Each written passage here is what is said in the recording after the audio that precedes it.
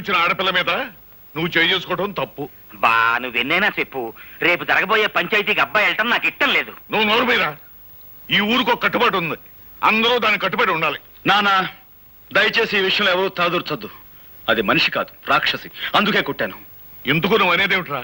పంచాయతీకి వచ్చి నేను క్షమాపణ చెప్పాల్సిన అవసరం నాకు లేదు అంటాను. సరే, నువ్వు వెళ్ళకపోతే నీ బదులు నేను వెళ్ళి పంచాయతీ ముందు నిలబడతాను రా. అమాయకమైన ఈ కేమె ప్రజానీకానికి ఈ ఆముదాలాశ్రయ దండాలు దండాలు. ఇంత ఘోరంగా దారుణంగా జరిగిపోన సంఘటన మొత్తం ప్రజానీకానికంతా తెలుసు. కానీ నా మీద లేనిపోని నేరాలు మోపాలని పెద్ద డ్రామా యాక్టింగ్ చేసేస్తున్నాడు ఈ హార్మోనియం పెట్టిగాడు. జరిగిన ఈ సండాలపు విషయాన్ని పోలీస్ కేసుగా నమోదు చేసేసి ఈ డుక్కు నయాల్ని ఏ కీలు కా కీలు, ఏ జాయింట్ కా జాయింట్ తీసేయగలం. కానీ మీకేమాని కొన్ని కట్టుబాట్లున్నాయని, ఎవళ్ళు తగులు ఆళ్లే సెటిల్మెంట్ చేసేసుకుంటారని నాకు అండర్స్టాండింగ్ అయిపోనాది. కనుక వద్దు వద్దని అబ్బాయి ఎంత మొత్తుకుంటున్నాయనకుండా నువ్వే తీసుకొచ్చావు ఈ పంచాయతీకి. ఈ తతంగం సొత్తుంటే వాళ్ళు కావాలని పన్నిన పన్నాగంలా ఉంది. నేను చూడలేని ఘోరాన్ని, నువ్వే చూసుకో. ఇన్స్పెక్టర్ గారు, పియాతి పియమైన నా గ్రామ ప్రజలారా, ఇందులో ఇరుక్కుంది ఆడు కూతురు ఈడి కూతురు కాదు, నా కూతురు, నా కన్న కూతురు. ఈ కేసు తాలూకు తీర్పు పోలీస్ స్టేషన్ 4 గోళ్ల మధ్యలో జరగకూడదని ఈ ఇన్స్పెక్టర్ గారు ఒప్పుకున్నందుకు గాను దీని తాలూకు తీర్పు ఈ గ్రామం నడిబొడ్డులో ఈ రచ్చబండ మీద ఈ ప్రజలందరి ముందు ప్రజలా తీర్పు చెప్పాలని అందరినీ కోరుకుంటూ నేను కూడా కూకుంటున్నాను. ఎప్పుడూ తీర్పు చెప్పేది మీరే కదా, కానివ్వండి. నిజమేననుకో, తగు మా అమ్మాయికి సంబంధించింది కదా. మీ నిజాయితీ మీద మాకు నమ్మకం ఉంది, మీరే తీర్పు చెప్పండి. ఈ ఊళ్ళో ఉన్న ఆడపిల్లలందరూ నా సొంత కూతుళ్ళు లాంటి వాళ్ళు. ఒక ఆడపిల్లని మానభంగం చెయ్యబోయాడు అంటే అది ఘోరమైన నేరం. దానికి నేనిచ్చే తీర్పు మా అమ్మాయి చేత 100 కొరడా దెబ్బలు తింటమో, లేక మా అమ్మాయి కాళ్ళ మీద పడి దండబెట్టి క్షమించు అని 3 సార్లు పేదయ్య పట్టం. నేను ఏ తప్పు చేయలేదు. చెయ్యని తప్పుకు ప్రాణం పోయినా క్షమాపణ కోరను. ఆహా, చెయ్యిన తప్పుకి క్షమాపణ కోరుకోవడం నామోసి అన్నమాట. అయితే చేసిన తప్పుకి కొరడా దెబ్బలు తిను. రే కొరడా.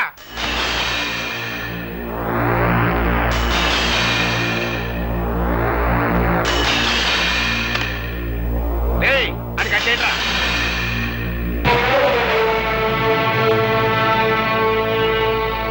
నాకు నేనుగా ఈ పంచాయతీకి వస్తే తప్ప నన్నెవ్వరూ తీసుకురాలేరు. నాకు నేనుగా దెబ్బలు తింటే తప్ప నన్ను కట్టి కొట్టే మొనగాడు ఈ చుట్టుపక్కల లేడు.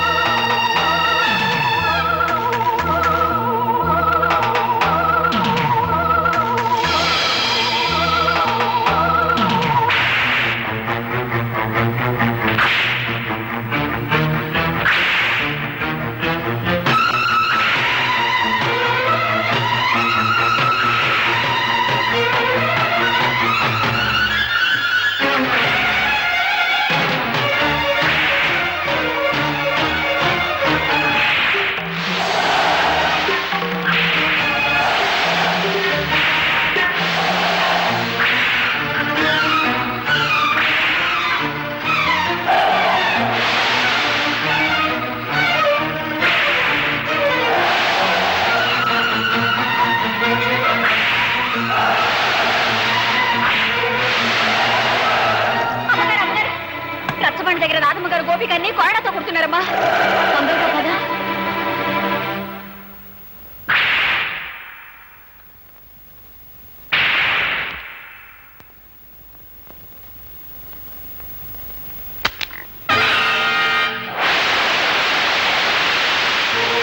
నీ ఆవేశం తగ్గిందా? నీ పగ చల్లారిందా? అన్యాయంగా నన్ను 100 కొడా దెబ్బలు కొట్టి నలుగురిలో నువ్వు అవమానించిన నీకు 100 ఏళ్లకు సరిపడే శిక్ష వేస్తాను.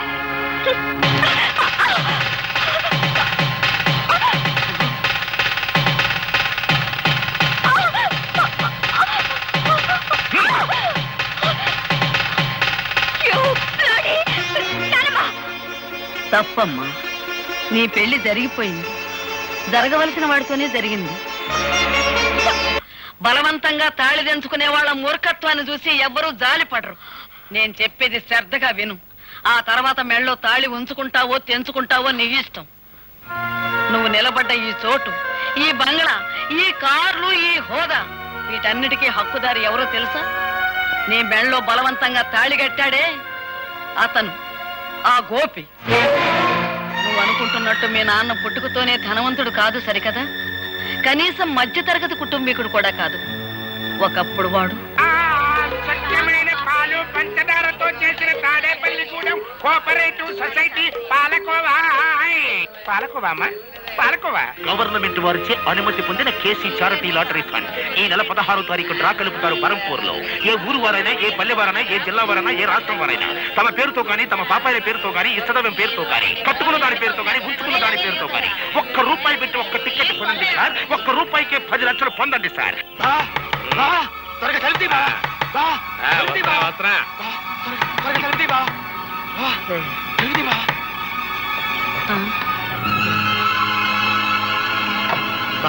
నేను వద్దంటేందుకు కొద్దీ నాకు టికెట్ అంట కట్టావా? తీరా పేపర్లో చూసేసరికి దానికి ఫస్ట్ ప్రైజ్ వచ్చింది బావా. రా. 10 లక్షలే? అదే కంగారుగా ఉంది బావా.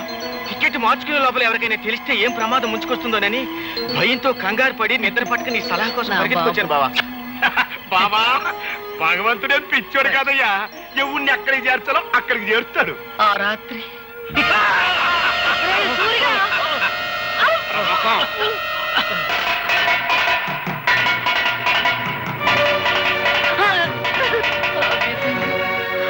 నా కూతురు బిడ్డను నిర్దాక్షిణ్యంగా విధికి వదిలేయాల్సి వచ్చింది. ఆ లాటరీ టికెట్ మార్చుకుని మీ నాన్న లక్షాధికారి అయ్యాడు. ఇదిగో బాబు. ఇది ఉంచండమ్మా. ఎందుకు బాబు? మళ్ళీ నా చేతికి డబ్బందిన తర్వాత విడిపించి తీసుకెళ్తానమ్మా. తాకట్ట? అదేమిటి బాబు? లేదమ్మా, నా తృప్తి కోసం. వస్తానమ్మా. మంచిది బాబు.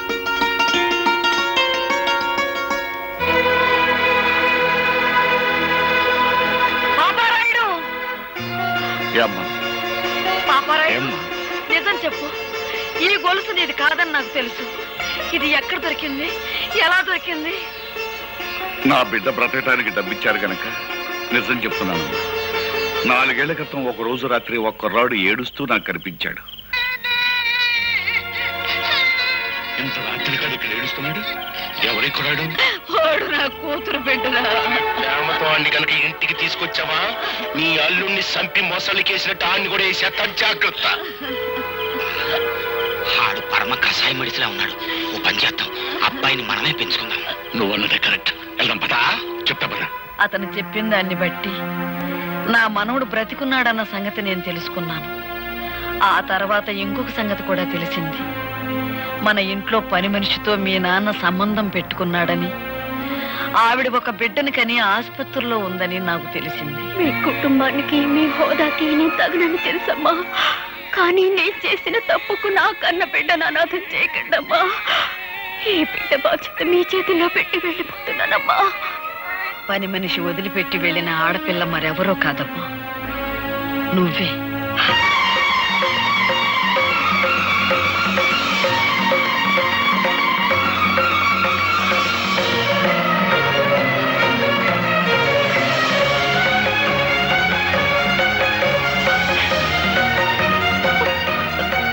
నానమ్మా? అవునమ్మా, నువ్వే. ఎప్పుడు చెప్పు? దైవ నిర్ణయం వల్ల నీ బావ నీ మెళ్ళో బలవంతంగా కట్టిన ఈ తాళిబొట్టు ఉంచుకుంటావో తెంచుకుంటావో నువ్వే నిర్ణయించు. మీ నాన్న అర్జెంటుగా నీకు పెళ్లి చేయాలని ఏర్పాట్లు చేస్తున్నాడు. వాడికి తెలియకూడదని నిన్ను ఈ ఇంటికి తీసుకొచ్చి ఈ సంగతి చెప్పాను. సరైన సమయంలో సరైన నిర్ణయం తీసుకోకపోతే మిగిలిన బ్రతుకులో ఏదీ సరిగ్గా ఉండదమ్మా. ఆలోచించుకో.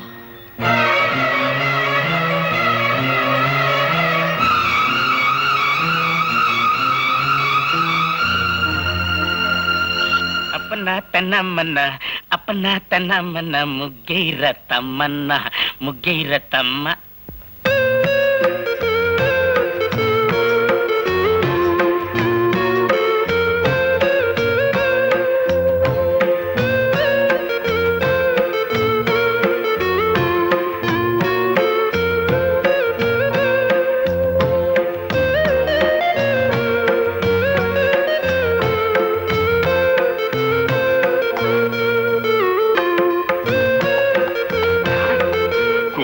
లోపల నావల పంత కోరి పెట్టి నానోయ్ బావా గుత్తి వంకాయ వంటిల్లే వైకుంఠం కత్తిపేట కైలాసం చూడెవరొచ్చారా?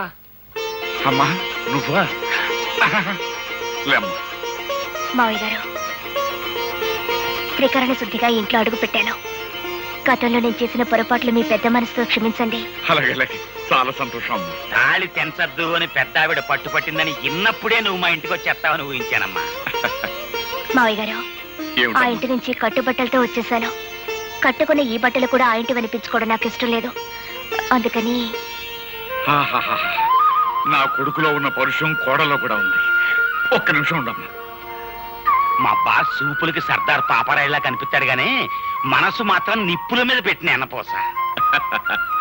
చూడమ్మా, గోపికి పెళ్ళయిన తర్వాత కోడలు ఇంటికి వస్తుందని ముందుగానే చీర నగలు కొనట్టు పెట్టాం. చీర మాత్రం పట్టు చీరడమ్మా. నగలు మాత్రం శిలకలపూడి బంగారావి. మా కెపాసిటీ అంతేనమ్మా. ఆ గదిలోకి వెళ్ళి చీర మార్చుకోమ్మా.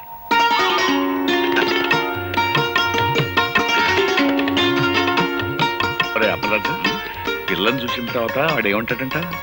పిల్లని ఏమంటాడో నాకు తెలియదు గానీ మన మాత్రం ఛీ, థు అంటాడు. అంతేనంటావా? గ్యారంటీ.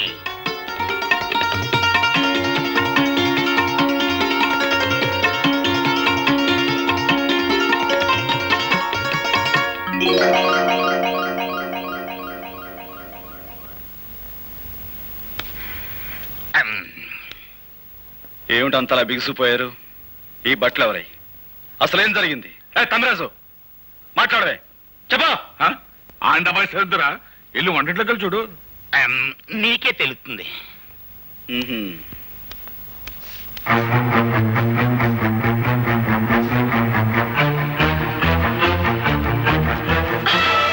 నా ఇంటికి వచ్చి వంట చేసేందుకు ఎవరువే నువ్వు?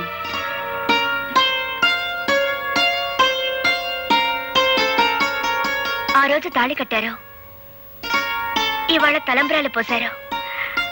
నాకెంత ఆనందంగా ఉందో తెలుసా అండి? ఆగు. అసలు ఎవరు అడిగి నువ్వు నా ఇంట్లోకి వచ్చావు? ఎప్పుడు మీరు నా మెళ్ళలో తాళి కట్టారో ఆ నిమిషం నుంచి ఇది మీ ఇల్లు కాదు, మన ఇల్లు. తెలివిగా మాట్లాడు. నీ మెళ్ళో తాళి కట్టింది నీతో సంసారం చేయడానికి కాదు, నీ పొగరనిచ్చేందుకు. నీ మెళ్ళో తాళి కట్టింది నిన్ను నా భార్యగా చేసుకునేందుకు కాదు, జీవితాంతం నువ్వు ఎవరికి భార్య కాకూడదని. ఎవరికి భార్య కాకూడదని మీరు ఆ పని చేస్తే నేను మీ భార్యగా ఉండాలనే కదా. ఏమండి, జరిగిందేదో జరిగిపోయింది, అదంతా మర్చిపోదామండి. మర్చిపోదాం? ఏమిటి మర్చిపోయేది? నా హార్మోని బద్దలు కొట్టిన విషయం మర్చిపోతాను, నా గుండె పగలగొట్టిన విషయం మర్చిపోతాను, నువ్వు నన్ను కొట్టిన కోడా దెబ్బలు మర్చిపోతాను. కానీ 10 మందిలో నేను చెయ్యని నేరం నా మీద మోపి నా నిజాయితీ మీద నువ్వు అహంకారంతో వేసిన మచ్చను మాత్రం మర్చిపోలేను. ఆ మచ్చను చెరుపుకోలేను కూడా. చూసారా మావయ్య గారు, భార్యతో మాట్లాడారు. నువ్వు నీ నక్క వినయాలు. ఇక్కడి నుంచి బయటికి వెళ్తావా, మెడబెట్టి గంటేమంటావా? అగు, ఆ రోజు అంతమందిలో తాళి కట్టిన తర్వాత ఆ అమ్మాయి కాదన్నా నువ్వు కాదన్నా లోకం దృష్టిలో మీ ఇద్దరు భార్యాభర్తలే. ఆ అమ్మాయి నీ పట్ల చేసిన తప్పులన్నిటికీ జీవితానికి సరిపడా శిక్ష వేసి. పాప అమ్మాయి పిచ్చేత్తాపంతో వచ్చి కాపురం చేస్తానంటుంటే కుదరదంటాం ఎట్టుంటుందో తెలుసా? పూర్తయినా గానీ ఖైదీని జైల్లో ఉంచితే ఎట్టగుంటదో అట్టగుంటది అబ్బాయ. నువ్వు లోపలికి వెళ్ళమ్మా. అలాగే మావయ్య. ఆగు నాన్న, నా కోపం హద్దులు దాని ముందు అమ్మాయి చెడిపోమని చెప్పండి. ఆ అమ్మాయి నా కోడలు. ఈ ఇంటి కోడలను బయటకి ఎంటేసే సాంప్రదాయం రామంది కాదు. కాకపోయినా ఈ అహంభావం ఇంట్లో బయటకి ఏంటి అవసరం నాకు ఉంది. నేనే గంటేస్తాను.